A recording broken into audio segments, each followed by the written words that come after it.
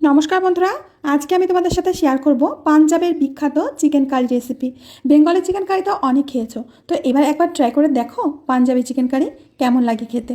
আমার তো ভীষণ পছন্দ হয়েছে, আশা করছি তোমাদেরও ভালো লাগবে। তো চলো রেসিপিটা শুরু করি। সবার প্রথমে গ্যাস ওভেনে একটা কড়াই বসিয়ে দিয়ে কড়ার মধ্যে দিয়ে দিয়েছি সাদা তেল। এবার দিয়ে দেবো সাদা তেলের মধ্যে 2 চামচ জিরা। এবার দিয়ে দেবো গরম মশলা, দারুচিনি, এলাচ, লবঙ্গ আর কয়েকটা গোলমরিচ। দিয়ে দিচ্ছি 2টো তেজপাতা। সমস্ত কিছুকে খুব ভালো করে একটু নেড়েচেড়ে ভেজে নিতে হবে। এবার দিয়ে দেবো এখানে 1 মুঠো পেঁয়াজ। এখানে বড় সাইজের 2টো পেঁয়াজ আমি কুচি করে রেখেছিলাম। তো পেঁয়াজগুলোকে প্রথমে হালকা ভেজে নিতে হবে। রান্নার পদ্ধতি যেমন একটু আলাদা, খেতেও তেমন একটু বেশি টেস্ট। তো পেঁয়াজগুলোকে ভেজে নেওয়ার পর দিয়ে দেবো আদার টুকরো আর কয়েক কোয়া রসুন। আদা, রসুন, পেঁয়াজ আর মশলা একসাথে খুব ভালো করে একটু ভেজে নেব। খুব বেশি ভাজা লাগবে না, মোটামুটি সব কিছু যখন নরম হয়ে যাবে তখন বুঝবে যে হয়ে গেছে। তো সমস্ত কিছু আমার ভেজে নেওয়া হয়ে গেছে। এখন খুব ভালো করে ঠান্ডা করে নেব। ঠান্ডা করে নেওয়ার পর একটা মিক্সিং জারের মধ্যে দিয়ে দেব। মানে এর একটা স্মুথ পেস্ট তৈরি করতে হবে। যদি প্রয়োজন হয় তাহলে একটু জল দিতে পারো বাটার সময়। তো এখানে আমার একটু জল লেগেছিল, প্রথম দিকে একটু গুঁড়িয়ে নিয়ে পরে একটু জল দিয়ে নেবে। এই দেখো বন্ধুরা, মিহি একটা পেস্ট তৈরি হয়ে গেছে। তো চলো এখন চিকেনটা রান্না করার জন্য সবার প্রথমে চিকেনটাকে খুব ভালো করে ধুয়ে নিয়েছি। এবার ধুয়ে জল ঝরিয়ে এর মধ্যে দিয়ে দিলাম 1 চামচ লবণ, 1 চামচ হলুদ, আর দিয়ে দেব এখানে 100 গ্রাম টক দই।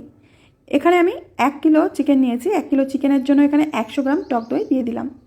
এবার হাত দিয়ে খুব ভালো করে চিকেনটাকে মেখে নিতে হবে। বন্ধুরা, আশা করছি আজকের রেসিপিটাও তোমাদের অনেক ভালো লাগবে। ভালো লাগলে অবশ্যই বন্ধুদের সাথে শেয়ার করবে। এখন এই চিকেনটাকে আমরা ম্যারিনেট করতে দেব 20 মিনিট। তো ঢেকে 20 মিনিট রেস্টে রেখে দিচ্ছি। অন্যদিকে সেই কড়ার মধ্যে দিয়ে দেব সাদা তেল। তেলটাকে ভালো করে গরম করে নেবার পর দিয়ে দেব বেটে রাখা মশলা। মশলাটা একেবারে মিহি করে পেস্ট করতে হবে, যেহেতু জিরা, আদা, রসুন সব একসাথে দিয়েছি, পেস্টটা যেন খুব মিহি করে হয়। এবার এই মশলাটাকে একটু নেড়ে চেড়ে কষে নিতে হবে। তো এখানে দিতে হবে একটা টমেটো বাটা। এখানে বড় সাইজের একটা টমেটো বেটে নিয়েছি। এবার খুব ভালো করে মশলাটাকে কষে নিতে হবে। আজকে আমার এই ভিডিওটা দেখতে যদি নতুন কোনো বন্ধু এসে থাকো, প্লিজ আমার চ্যানেলটিকে সাবস্ক্রাইব করবে, পাশে থাকা বেল বাটনের অল অপশনে ক্লিক করবে, যাতে আমার প্রত্যেকটি ভিডিও আপলোড হওয়া মাত্র সবার প্রথমে তোমার সামনে পৌঁছে যায়। তো দেখতে পাচ্ছ বেশ ভালো করে মশলাটা কষে নিয়েছি। এখন দিয়ে দেবো গুঁড়ো মশলা। দিয়ে দিচ্ছি সবার প্রথমে 1 চামচ লঙ্কার গুঁড়ো, দিয়ে দেব 1 চামচ ধনিয়া গুঁড়ো, আর দিয়ে দেব হলুদ গুঁড়ো। মশলা আমাদের যা দেওয়া হয়ে গেছে। এবার খুব ভালো করে মশলাটাকে কষে নেব। যতক্ষণ না দেখো এরকম ওপর থেকে তেল ছেড়ে যাচ্ছে ততক্ষণ কষে নিতে হবে। তো মশলা আমাদের কষা হয়ে গেছে। এখন ম্যারিনেট করে রাখা চিকেনের টুকরোগুলো দিয়ে দেব।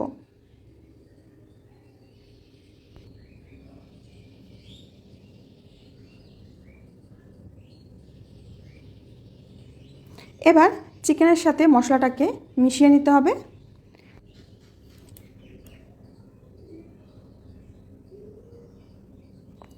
এইভাবে আমরা চিকেনটাকে খোলা অবস্থায় কষে নেব 10 মিনিট।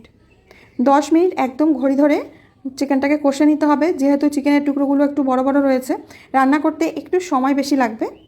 চিকেনটা এবার 10 মিনিট পরে আমি ঢেকে দিচ্ছি মিডিয়াম আঁচে। তো প্রায় 5 মিনিট পর ঢাকনাটা খুলে নিয়েছি। চিকেনটা প্রায় কিন্তু সেদ্ধ হয়ে গেছে। আবারও নেড়েচেড়ে দেব। কষার কাজটা একটু সময় নিয়ে করতে হবে। খুব ভালো করে নেড়েচেড়ে চিকেনটাকে কষে নিতে হবে।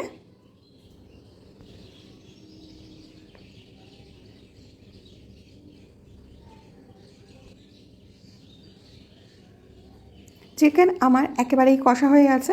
এখন এর মধ্যে দিয়ে দেবো 1 চামচ গরম মশলা। গরম মশলাটা দিয়ে আবার একটু নেড়েচেড়ে মিশিয়ে নিচ্ছি। দেখতে যেমন লোভনীয় হয়েছে, খেতেও কিন্তু তেমন সুস্বাদু হয়। একবার হলেও বাড়িতে ট্রাই করে দেখবে পাঞ্জাবি চিকেন কারি। চিকেনটা আমাদের কষা হয়ে গেছে। এখন দিয়ে দেবো জল। জলটা অবশ্যই গরম জল দিতে হবে। আমি অন্যদিকে গরম জল বসিয়ে দিয়েছিলাম, তো সেই গরম জলটাই দিয়ে দিচ্ছি।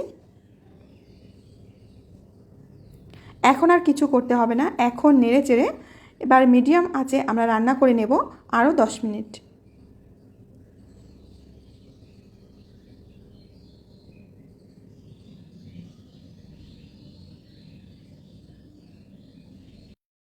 সবশেষে দিয়ে দেব কসুরি মেথি আর দিয়ে দেব 1 চামচ আমচুর পাউডার।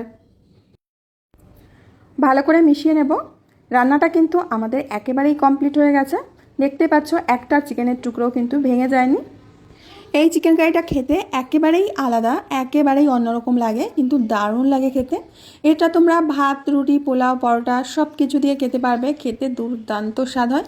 বন্ধুরা, আশা করছি আজকের রেসিপিটাও তোমাদের অনেক ভালো লেগেছে। ভালো লাগলে বন্ধুদের সাথে শেয়ার করবে। আমি আজ এখানেই বিদায় নেব। আবার দেখা হবে নতুন রেসিপির সাথে। ততক্ষণের জন্য সবাই ভালো থেকো, সুস্থ থেকো, সকলকে সুস্থ রেখো। কমেন্টে অবশ্যই জানিও যে আজকের রেসিপি তোমাদের কেমন লেগেছে।